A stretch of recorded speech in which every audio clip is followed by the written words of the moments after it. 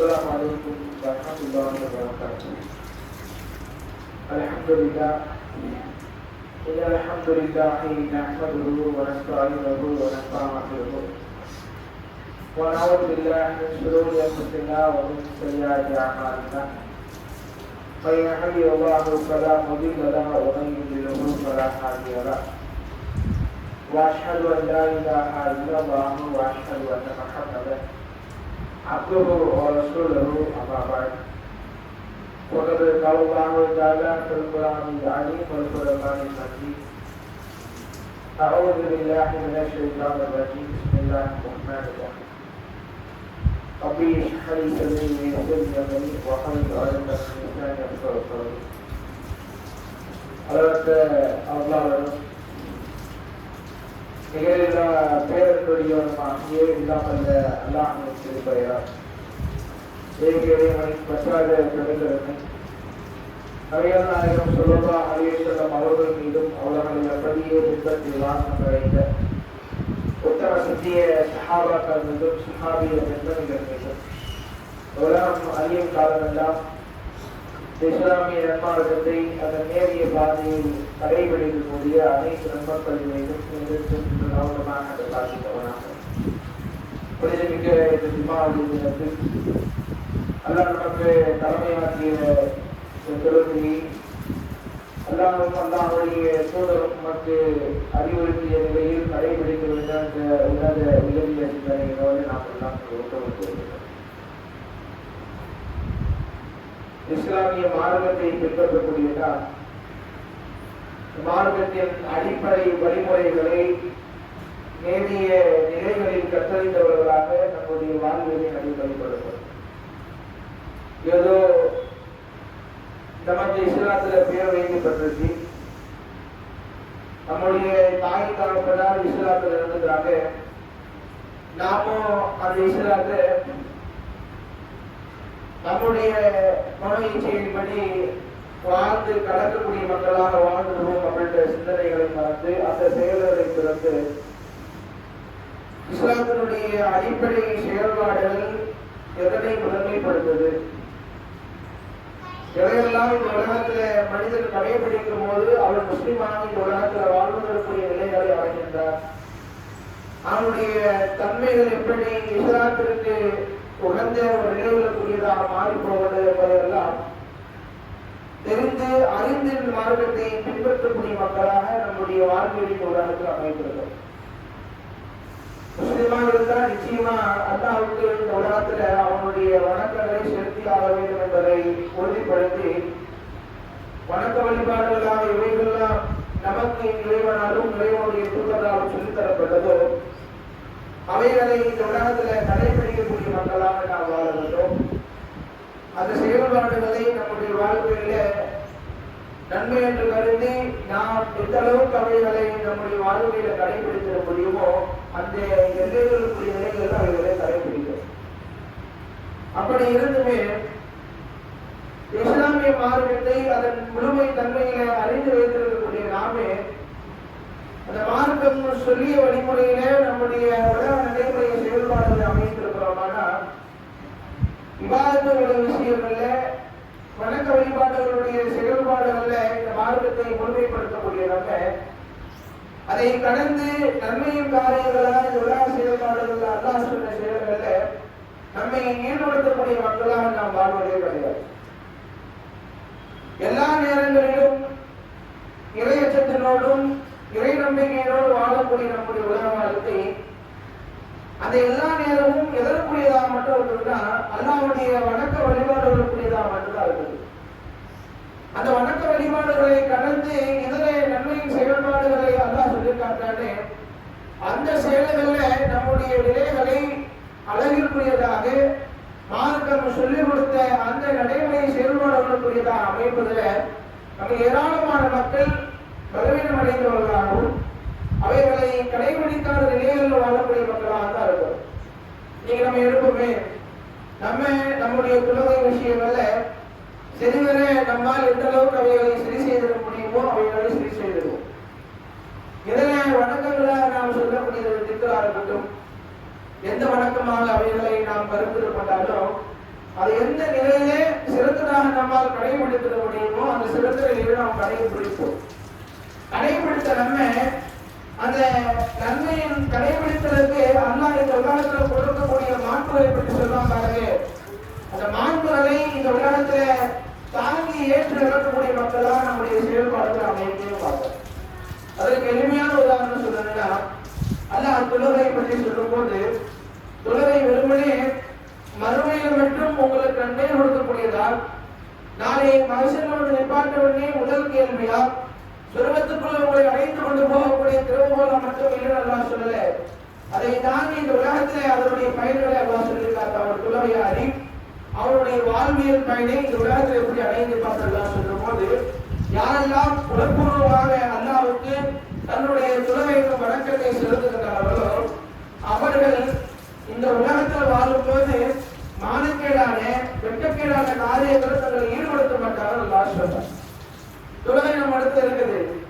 தொழுகை காரியங்களை இந்த உலகத்திலே நாம் எவ்வாறு சரி செய்யறோம் அப்படின்னு விரும்புகிறோமோ அப்படி சரி செய்து அவைகளை சிறந்த நிலையில கடைபிடிக்கிறோம். கடைபிடிக்கக்கூடிய அந்த செயல்களுக்கு அல்லாஹ் கடிதம் சொல்றான். நீ இந்த உலகத்துல வாழும் போது அது நன்மைக்கேற்ப இந்த உலகத்துல அது உனக்கு நன்மையை கொடுக்கும். அது நன்மை என்னன்னா நீ ஒரு வாழ்க்கையில வெட்கக்கேடான நாணக்கேடான காரியத்தின் பக்கம் போயிட மாட்டேன். அது பேச்சா இருக்கட்டும், அது பார்வையா இருக்கட்டும், செயலா இருக்கட்டும், எண்ணங்களா இருக்கட்டும், எல்லாத்தையுமே அல்லாஹ் உள்ளடக்கிற வார்த்தையை சொல்றா. உன் வாழ்க்கையில நீ தொழுகையாளியா இருக்கும் போது நீ மற்றவர்கள் உன்னை பார்த்து பேசாது, உன்னை பார்த்து எண்ணக்கூடாது, உன்னை பார்த்து இந்த விஷயங்கள்ல ஒரு எண்ணங்களை செலுத்தக்கூடாத விஷயங்களை நீ அறுவருப்பார். ரொம்ப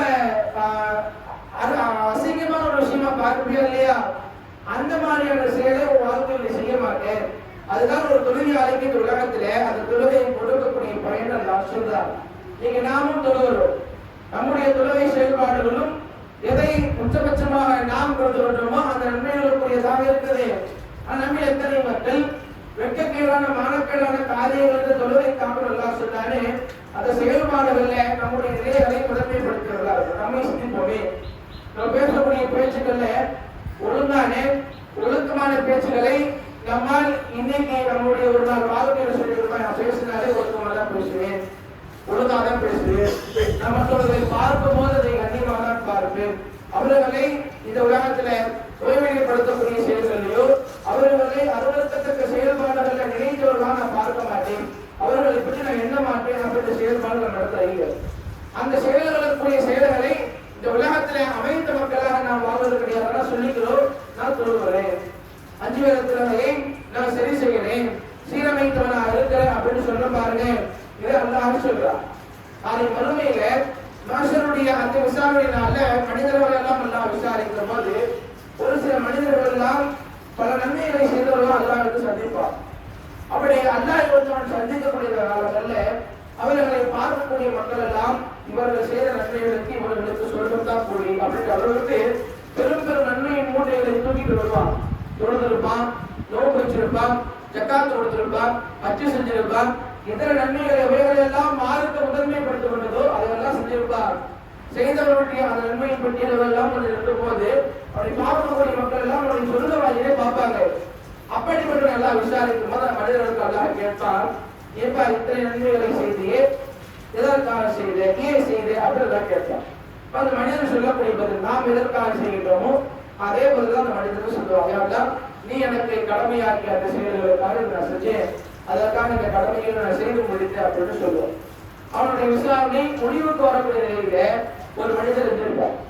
எந்திருக்க அந்த மனிதர் சொல்லுவார், எல்லாம் ஒழுக்க கட்டுப்பட்டு வணக்க வழிபாடுடைய விஷயங்களை சரியா இருந்தான், ஒழுக்கமா இருந்தான், அதுல மாற்றுக்கிறது கிடையாது.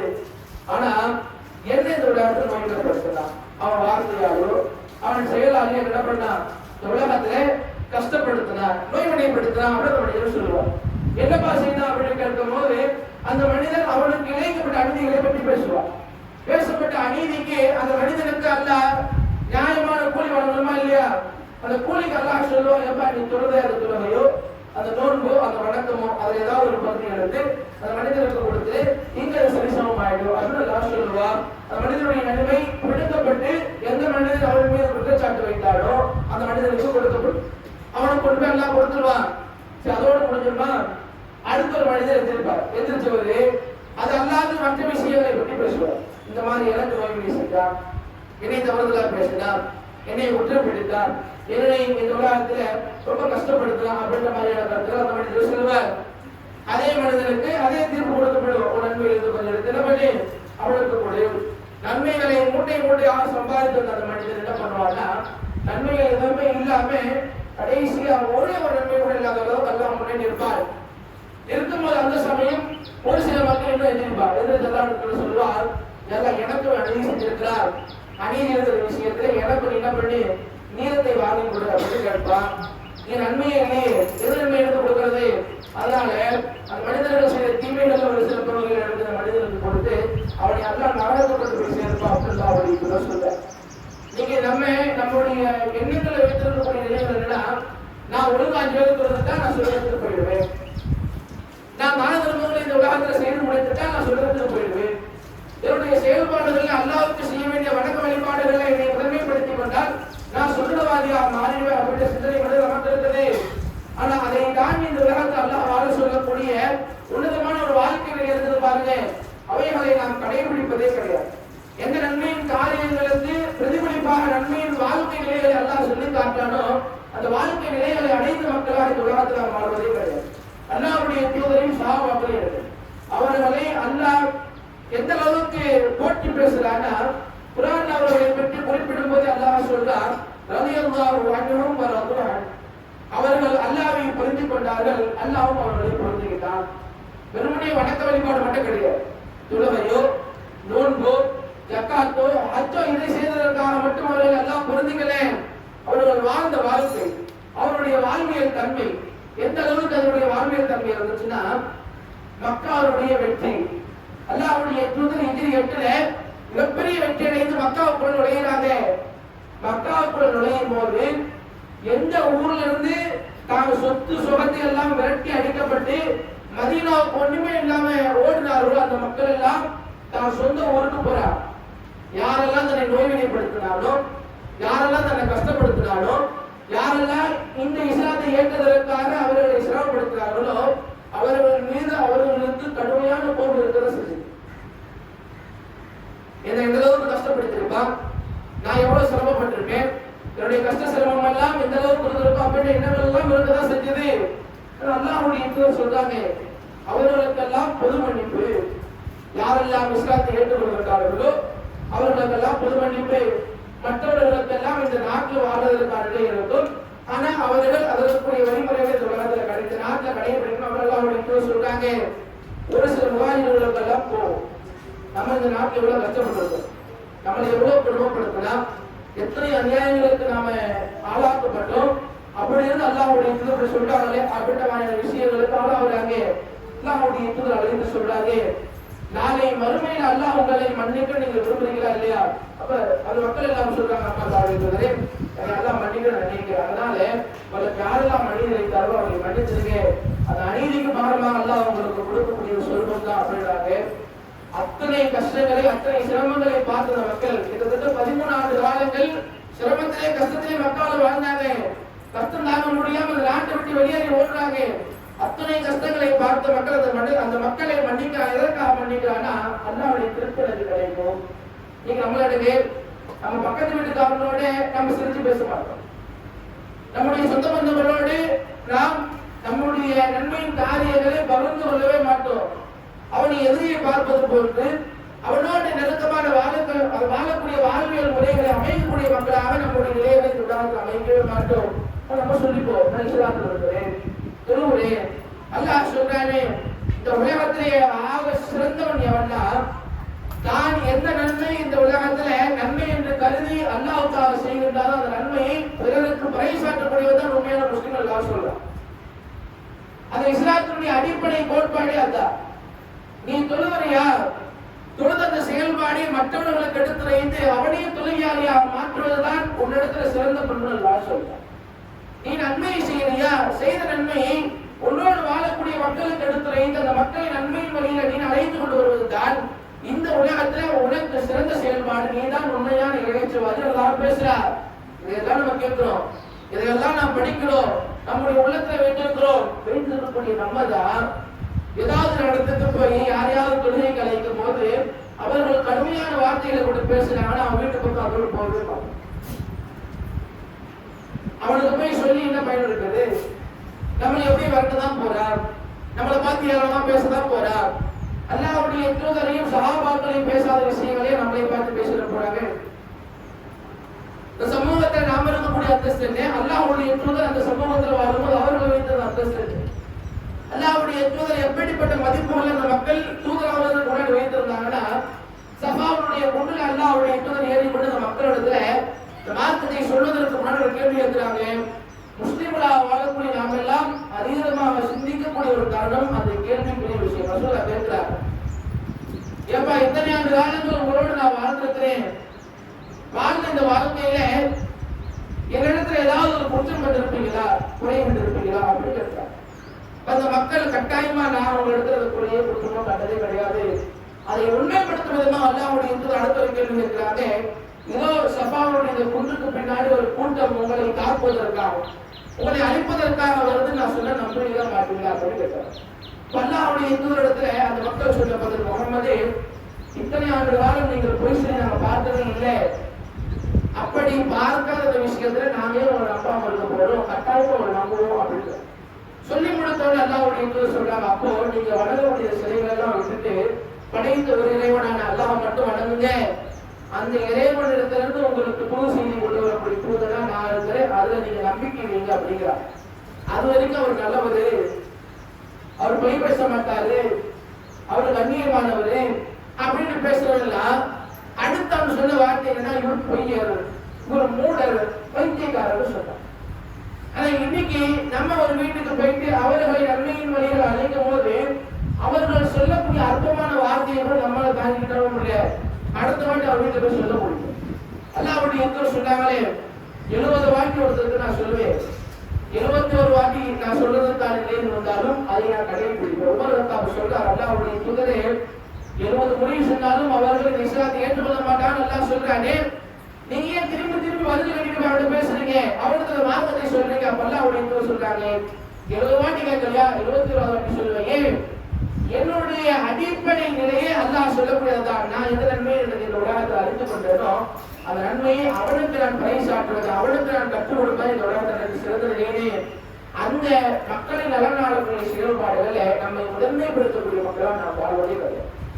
நம்மிடத்தில் தொழுகை இருக்குது, இபாதத்தில் இருக்குது, எல்லா விஷயங்களுமே நாம் முதன்மைப்படுத்துகிறோம். ஆனா அல்லாஹ் சொன்ன முதன்மையான ஒரு தன்மை, இந்த நன்மையின் காரியத்துல உங்களோடு பங்குதாரர்களாக, உங்களோட சகோதரர்களாக உங்களுடைய மக்களை அழைத்து கொள்ள வேண்டும். அந்த செயல்களில் நம்முடைய செயல்களை நாம் முதன்மைப்படுத்துவதே கிடையாது.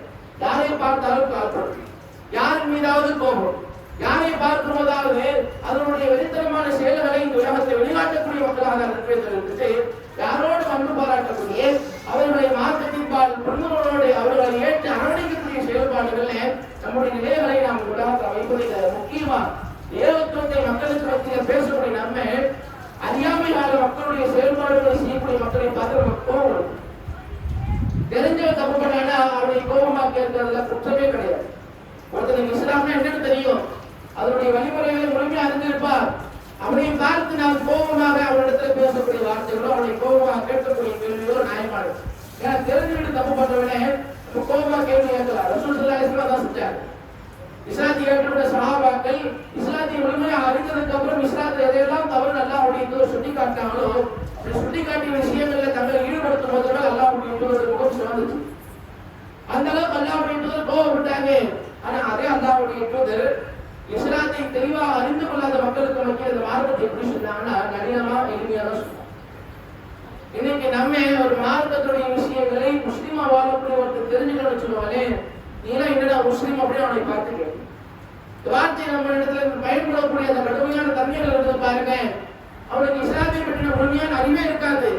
ஆனா நம்ம இப்ப சொன்ன நீங்க முஸ்லீமா ஏன்டா வாழ்ற அப்படின்னு அப்படி பார்த்து எந்த அளவுக்கு கடுமையான வார்த்தைகளை கொண்டு பேச முடியுமோ அப்படிதான் பேசணும். இப்படி பேசுறதுனால என்ன ஆகுதுன்னா, நம்ம எது சொன்னாலும் நம்மளை பத்தி இப்படிதான் பேசுவாங்க அப்படின்ற நிலைமைக்கு அவர்கள் தள்ளப்படுகின்றார்கள். அல்லாஹ்வுடைய தூதரை பற்றி அல்லாஹ் சிறந்த நிலைகளுக்குரியதாக சொல்றது முதன்மை விஷயம், இந்த மார்க்கத்தை நீங்க ரொம்ப எளிமையா அமைதியா மக்களுக்கு மத்தியில் சொல்றீங்க. அப்படி நீங்க சொல்றதுனாலதான் அந்த மக்கள் உங்களோடு ஒருங்கிணைந்து இருக்கிறார். நீங்க மட்டும் கொஞ்சம் கடுமை காட்டியோ கண்டிசத்தனோடு இந்த மார்க்கத்தை சொல்லியிருந்தீங்கன்னா உங்களோட மக்கள் இருந்திருக்கவே மாட்டாங்க. வெறுண்டோடைய பாடல் சொல்றா. இதெல்லாம் கேட்டு நம்ம தான் மார்க்கத்தை சற்றும் அறிந்திராத மக்களுக்கு மத்தியில் போய் கோபம் அந்த மார்க்கத்தை சொல்லும். இப்படிதான் இருக்கணும், இதெல்லாம் செய்யணும். அவனுக்கு ஷிர்க்னா என்னன்னே தெரியாது. அவன் செய்யக்கூடிய ஷிர்க்கை எப்படி நம்ம சொல்லக்கூடிய வழிமுறைகள் இல்லை, நாம் அதை அழகுபடுத்தி சொல்வதை விட நம்முடைய நிலைகள்ல என்னவோ ஒரு பாவம் செஞ்சுட்டா அவன் நேரம் நரகத்துக்கு போயிடுவா, நம்மளே அவனை நரகவாதி தீர்மானம் பண்ணிடுவோம். அப்படி தீர்மானம் பண்ணி அவனுடைய பேசக்கூடிய பேச்சுகள் எல்லாம் பார்க்கணுமே. அப்படி இதோடு நம்ம பக்கம் திரும்பிடவே கூடாது. நம்ம சொல்லக்கூடிய நன்மை வழிகளில் வந்துடவே கூடாது. அப்படின்ற வார்த்தைகளை அவன் மீது கடுமையாக பிரயோகப்படுத்தி அவர்களை இதை விட்டு நகர்ந்து செல்லக்கூடிய மக்களாக தான் மாற்றுகின்றோம். இந்த செயல்களை நாம் மாற்றினேன். உலகத்துல வாழும்போது நமக்கு சொல்லப்பட்ட அளவுற அழகிய செயல்பாடுகளுக்குரியது நாம் எந்த நன்மைகளை இந்த உலகத்துல கடைபிடிக்கின்றோம் அந்த நன்மைகளை மக்களுக்கு மத்தியில் எடுத்துரைத்து அந்த மக்களை நல்வழியின் பால் வைப்பது மட்டும்தான். அந்த செயல்பாடு தான் நம்மை நன்மையாளர்களாக சிறந்த நன்மைகளுக்குரிய மக்களாக மாற்றும். அப்படிப்பட்ட செயல்பாடு இல்லாத நான் எந்த நன்மையை இந்த உலகத்துல கடைபிடித்தாலும் சரி, அதனால மறுமையில் எனக்கு பயனளிக்கவே இல்லை. அந்த செயல்பாடுகளுக்குரிய தன்மைகளுக்கு அல்லாஹ் முழுமையான நன்மைகள் இந்த உலகத்தில் கொடுக்க மாட்டான். மறுமையிலும் அதற்குரிய கூடைகளை அல்லாஹ் நிச்சயமா கொடுக்கவே மாட்டான். இதை நாம் அதிகமாக சிந்திக்கணும். நம்முடைய கவனங்களை வேலை எடுக்கணும். நம்முடைய செயல்பாடுகளை இந்த உலகத்தில் அமைக்கும் போது பிறருடைய மனம் புண்படுற மாதிரி, அவர்கள் கஷ்டப்படுற மாதிரி, சிரமப்படுற மாதிரியான செயல்களை நம்முடைய நிலைகளை அமைத்திடவே கூடாது. அது எந்த நிலைகளுக்குரியதாக இருந்தாலும் சரி, நம்மால் அவைகளை எந்த அளவுக்கு ரொம்ப கடினமா எளிமையா சொல்லிட முடியுமோ அந்த நிலைகளுக்குரியதாக தான் நாம் அமைக்கணும். அதுதான் ஒவ்வொரு நன்மையின் செயல்பாடு நமக்கு சொல்லித்தரக்கூடிய நன்மையின் விஷயங்கள். அதனை வாழ்ந்து அதனோடு மரணித்து நாளை மறுமையில அல்லாஹ்விடத்தில் சொர்க்கத்தை அடையக்கூடிய பெரும் பாக்கியத்தை அல்லாஹ் நம் அனைவருக்கும் பெற்றக்கூடிய வேண்டும் என்று பிரார்த்திப்பவனாக என்னுடைய இந்த முதல் உரையை முடித்துக் கொள்கிறேன். அஸ்ஸலாமு அலைக்கும் வரஹ்மத்துல்லாஹி வபரகாத்துஹு.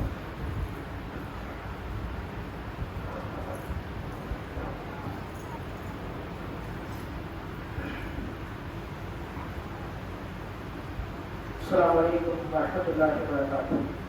கண்ணியத்திற்குரிய எல்லாம் வந்த அல்லாஹ் நபியார்களே, மக்களோடு வாழக்கூடிய வாழ்க்கை முறையில அல்லாஹ் நமக்கு சொல்லி காட்டிய வழிமுறைகளை கடைபிடிக்கணும். அந்த நிலைகளை நாம் இந்த உலகத்துல கடைபிடிக்கும் போதுதான் நாம் சிறந்த மக்களாக இந்த உலகத்துல வாழ முடியும். அப்ப அந்த செயல்பாடுகளுக்குரிய நிலைகளை இந்த உலகத்தை அமைப்பதுதான் இந்த மார்க்கத்தையும் இந்த உலகத்தை வளர்க்கும். மார்க்க செயல்பாடுகளுக்குரிய மக்களை ஈர்க்கக்கூடியதாக மாறிட்டு அல்லாஹ்வுடைய தூதர் சஹாபாக்களை இந்த மார்க்கத்தை சொல்வதற்காக ஒவ்வொரு நாடுகளுக்கும் அனுப்பும் போது அந்த நாடுகளில் இருந்த மக்கள் எல்லாம் இஸ்லாத்தின் பால் ஈர்க்கப்பட்டதற்கு காரணமே அந்த மக்களுடைய வழிமுறை, அந்த மக்களுடைய பலங்களை தான் அவர்களை இந்த மார்க்கத்தின் பால் ஈர்க்கும். இப்போ எந்த நாடுகளுக்கோ எந்த நகரங்களுக்கோ அவர்களுக்கோ இந்த மார்க்கத்தை சொல்லும் போதோ அவர்கள் தங்களுடைய மார்க்க நன்மையின் செயல்பாடுகளை தங்களுடைய வாழ்க்கையை வெளிப்படுத்தின செயல்கள் தான் மார்க்கத்தின் பால் மக்களை ஈர்ப்பதற்குரிய காரியமாக அமைச்சது. எப்படி வியாபாரம் செய்தார்கள், எப்படி அந்த மக்களோடு பழகினாங்க, அவருடைய பேச்சு நிலை எப்படி இருந்துச்சு, அவருடைய செயல்பாடுகள் எப்படி இருந்துச்சு அப்படின்றத பார்த்துதான் இந்த மார்க்கத்தின் பால் மக்கள் கவரப்படுத்த மார்க்கத்தை ஏற்றுக்கொண்டார்கள். ஆனா இன்னைக்கு நாமும் இதே ஊர்ல இதே நகரத்துல பெரும்பான்மையான மக்களாக வாழ்ந்துட்டு இருக்கிறோம். ஆனா நம்முடைய வாழ்க்கையை பார்த்து அதை பிடித்தெடுத்து அதனோடு தொடர்புபடுத்தி இஸ்லாத்துல தங்களை ஈடுபடுத்தக்கூடிய மக்களை நம்மால் பார்த்திடவே முடியும். இஸ்லாத்தை அறிந்து வரக்கூடிய மக்கள் எல்லாம் பாருங்களேன், அவருடைய சுயசார்பு சிந்தனையை மார்க்கத்தின் பால் செலுத்தி குரானை சிந்திச்சு அல்லாஹ்வுடைய தூதருடைய வாழ்க்கையை சிந்தித்து இஸ்லாத்தை ஏற்கக்கூடிய மக்கள் தான் இன்னைக்கு அதிகம். ஒரு தனி மனிதனுடைய வாழ்க்கை, ஒரு முஸ்லிமுடைய வாழ்க்கையை பார்த்து அந்த வாழ்க்கையினுடைய அளவை இந்த உலகத்தில் ரசித்து இதுதான் நமக்கு சரியானதாக இருக்கும் அப்படின்னு இஸ்லாத்தை ஏற்கக்கூடிய மக்கள் ரொம்ப சொல்றாங்க.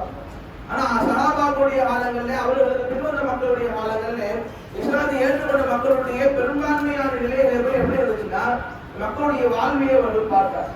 நம்ம எல்லாம் ஏமாற்றும் போது அவன் நியாயமா இருக்கிறான், நம்ம எல்லாம் எல்லா விஷயங்களையும் பொய் பேசும் போது அவன் எல்லா விஷயத்திலும் உண்மையை பேசுறான், நாம் மற்றவருடைய நிலைகள்ல நம்முடைய செயல்பாடுகளை கடுமையா அமைக்கும் போது அவன் நடிகமா எளிமையா மக்களுக்கு மத்தியில் தன்னுடைய நிலைகளை அமைக்கிறான் அப்படின்னு அந்த சிந்தனை, அந்த தத்துவ நிலைகள் தான் மக்களுக்கு மத்தியில் இந்த மார்க்கத்தை புகுந்து எடுத்துச்சு.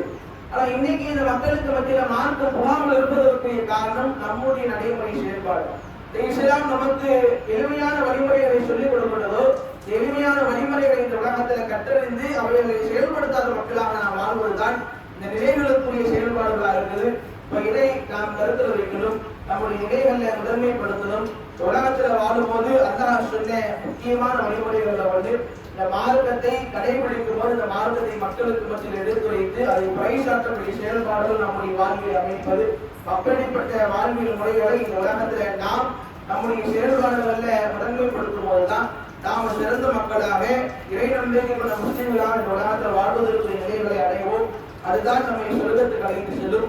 ஆக அவைகளை இந்த உலகத்தில் கடைபிடிக்கக்கூடிய மக்களாக இஸ்லாமிய மார்க்கம் நம்மை எப்படிப்பட்ட வாழ்வியல் நிலைகளை இந்த உலகத்தில் அமைக்க சொன்னதோ அந்த அமையப்பட்ட வாழ்வியல் நிலைகளை இந்த உலகத்தில் முதன்மைப்படுத்த மக்களாக வாழ்ந்து அதனோடு மரணித்து நாளை வறுமையில் அல்லாஹ்விடத்தில் சொர்க்கத்தை பெறக்கூடிய மக்களாக வல்லாஹ் மனைவி ஆக்கக்கூடிய பிரார்த்தவனாக என்னுடைய இந்த ஜுமாவை முடித்து வருகிறேன்.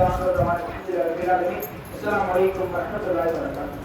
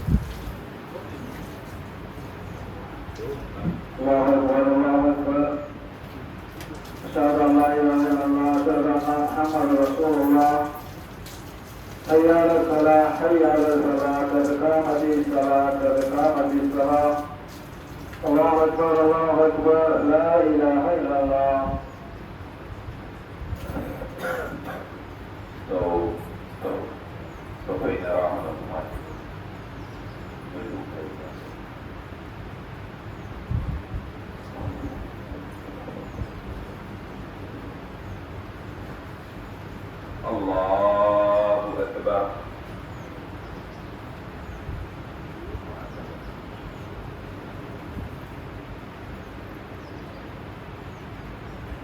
Alhamdulillahi Rabbil Alamin Ar-Rahmanir Rahim Maliki Yawmiddin Iyyaka na'budu wa iyyaka nasta'in Ihdinas siratal mustaqim صراط الذين أنعمت عليهم غير المغضوب عليهم ولا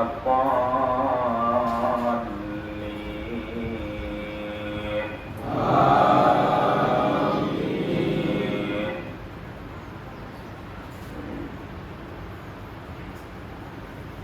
سبح اسم ربك الأعلى الذي خلق فسوى والذي قدر فهدى والذي أخرج المرعى فجعله غثاء نحوا سنقرئك فلا تنسى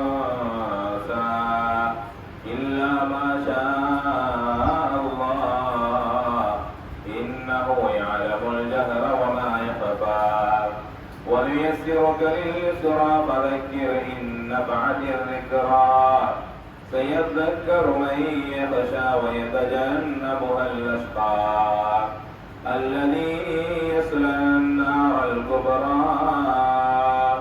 ثم لا يموت فيها ولا يحيا قد أفلح من تزكى وذكر اسم ربه فصلى بل تؤثرون الحياة الدنيا والآخرة خير وأبقى إن هذا لفي الصحف الأولى صحف إبراهيم وموسى. الله أكبر.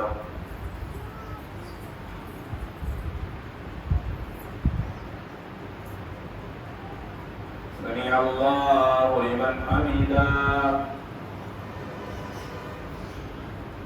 الله أكبر.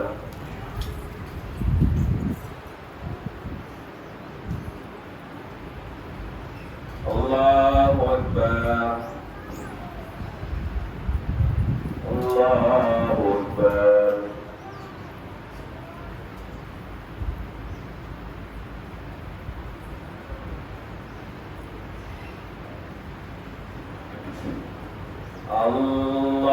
الله أكبر. الحمد لله رب العالمين الرحمن الرحيم مالك يوم الدين إياك نعبد وإياك نستعين اهدنا الصراط المستقيم صراط الذين أنعمت عليهم غير المغضوب عليهم ولا الضالين. آمين.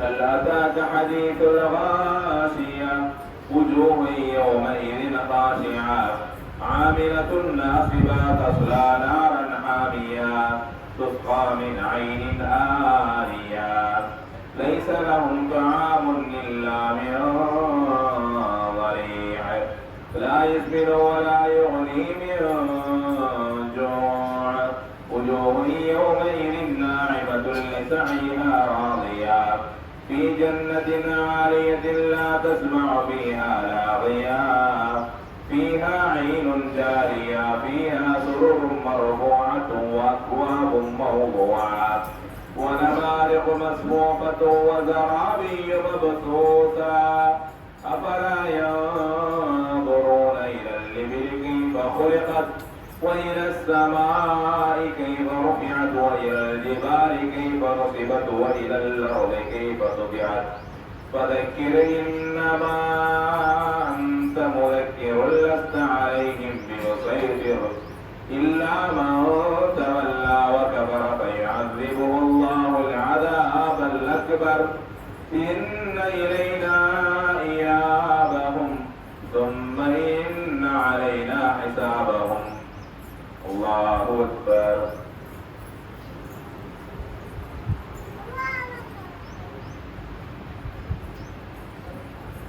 سمع الله لمن حمده. الله أكبر.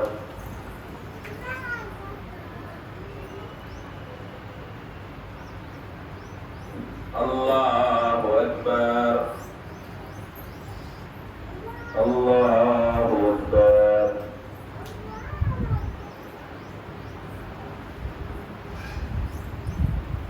الله أكبر.